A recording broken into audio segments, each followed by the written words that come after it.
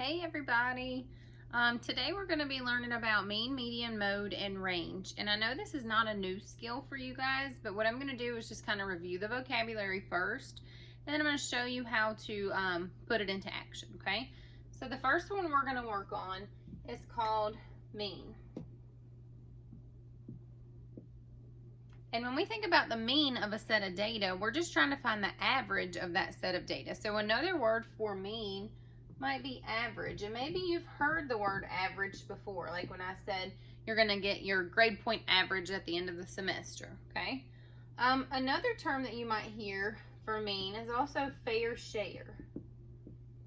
And this just means if I were to bring in a basket of candy to school and I wanted to give everybody a fair share of the candy, that means every one of you is going to get the same amount. No one's going to get more and no one's going to get less. So fair share and average and mean, they all go together. And this is just one measure of center that you have to know for math, okay?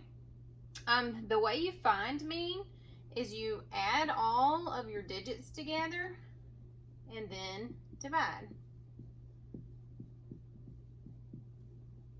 Okay, so you would take all your digits, you add them all up, and then you divide by how many numbers there are. So you have to add, then divide by the number of digits. And a lot of times when you're doing mean, your data will be given to you in a stem and leaf plot. So I'm going to show you real quick how to read a stem and leaf plot. That way you will know how to do that if you see that data.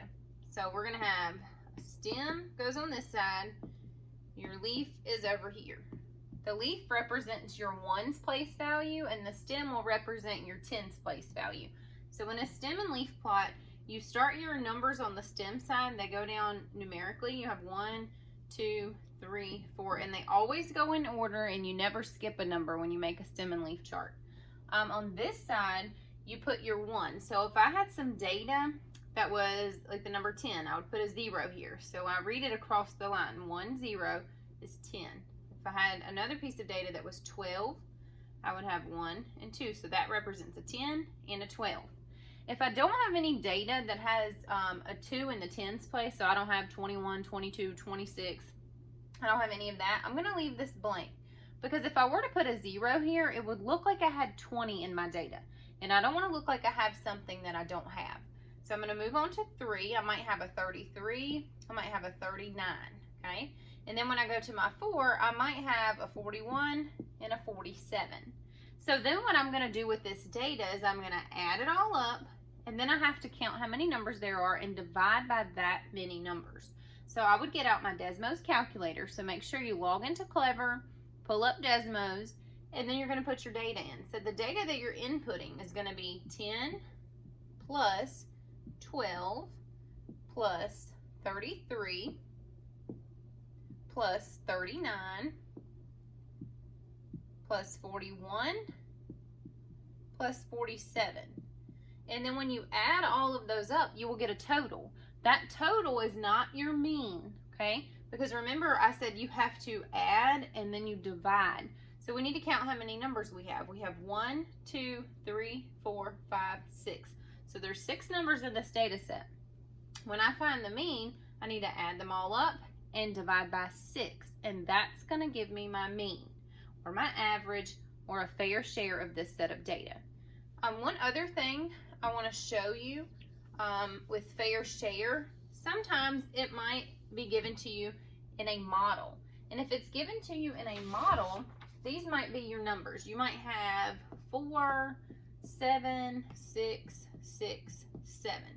And if these numbers are represented by blocks, you might have 4 blocks here, 7 here,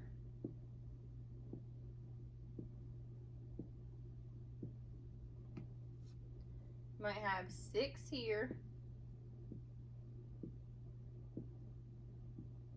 another 6,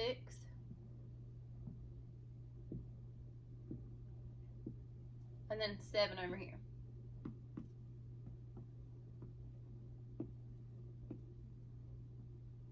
In order to find the fair share, that means I need all of these to be equal. So think about this like candy. it wouldn't be fair for some people to get 4 pieces and other people to get 7 pieces, right? So what you're going to want to do is you're going to want to move these around so all of these are equal.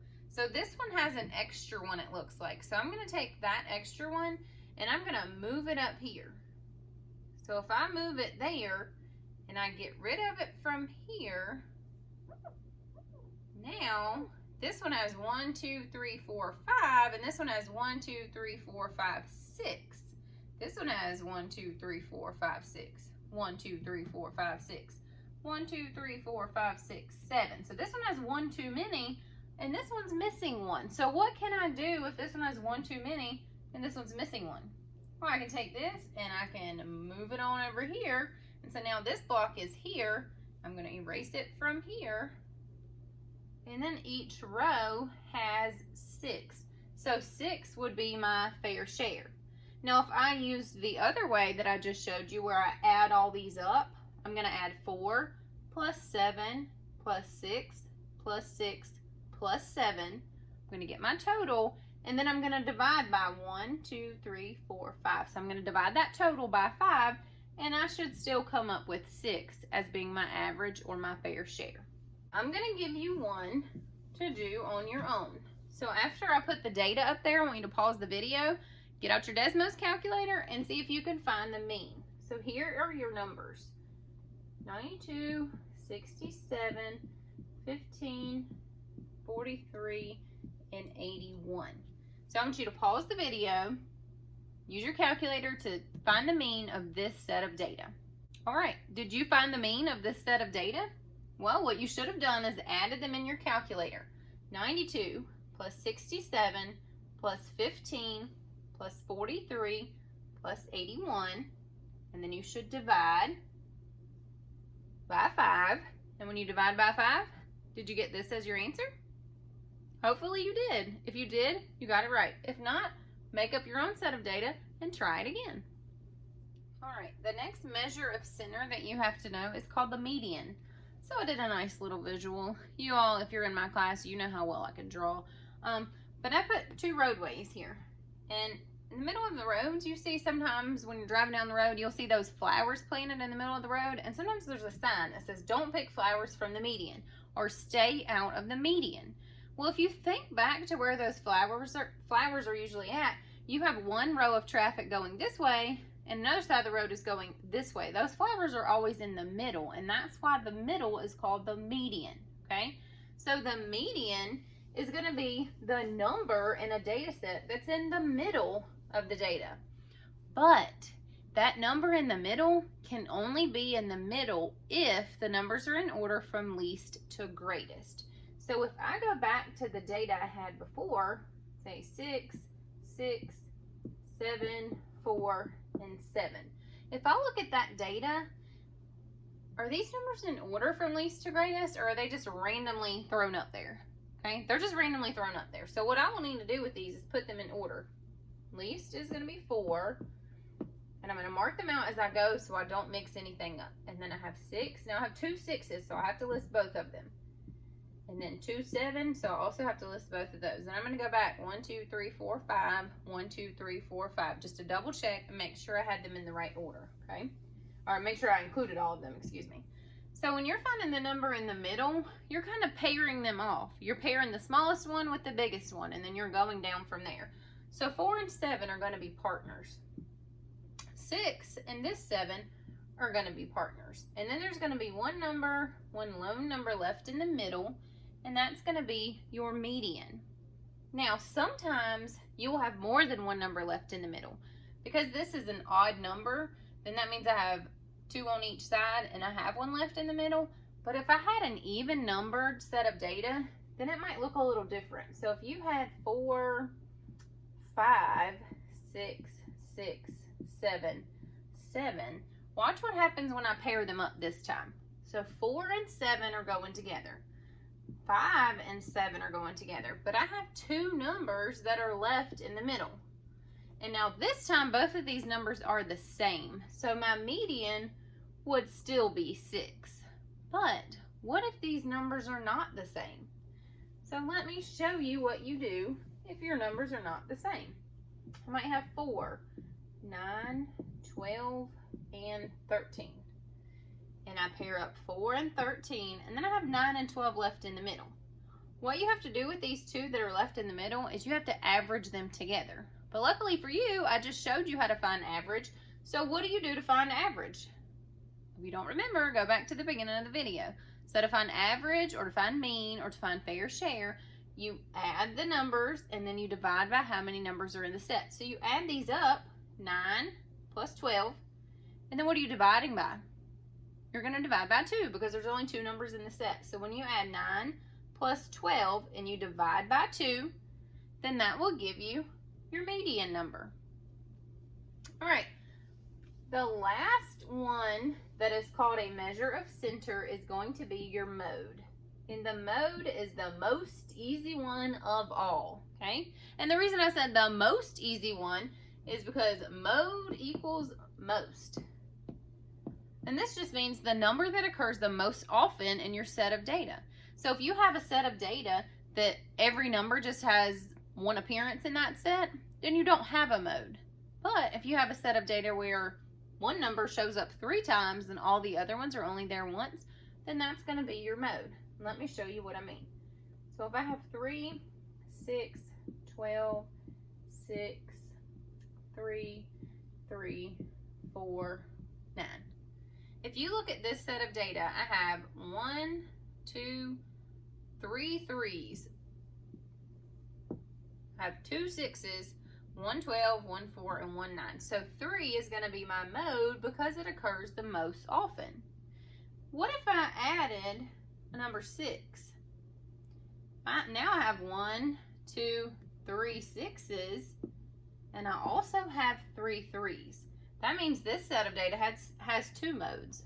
3 and 6 are going to be my mode. So sometimes you might have 2 modes, sometimes you might just have 1, and sometimes you might not have any.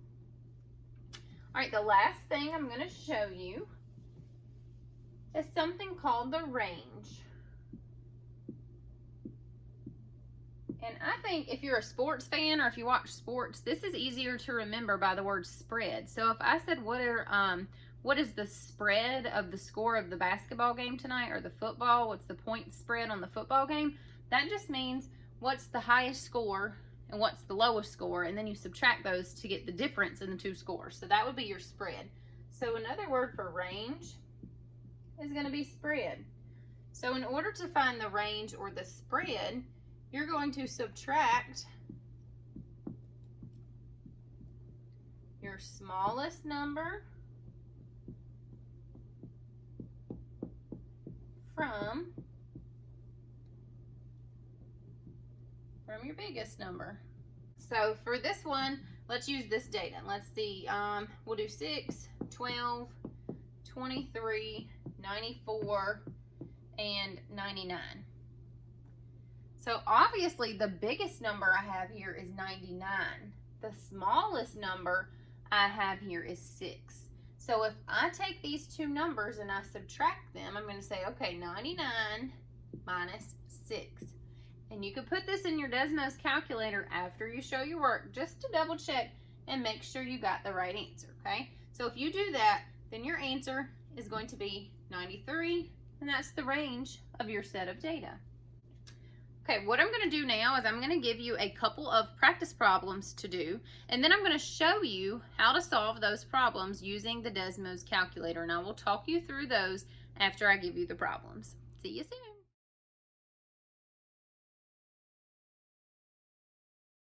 All right, so the first thing you had to do was add all your numbers together and then divide by 9 because there were 9 numbers.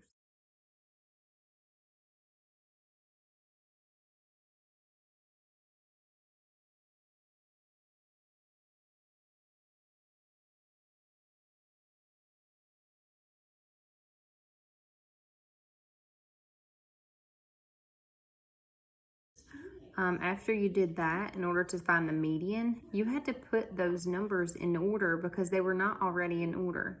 Once you put them in order, you mark them off in pairs, and the one left in the middle, which was 5.0, is going to be your median.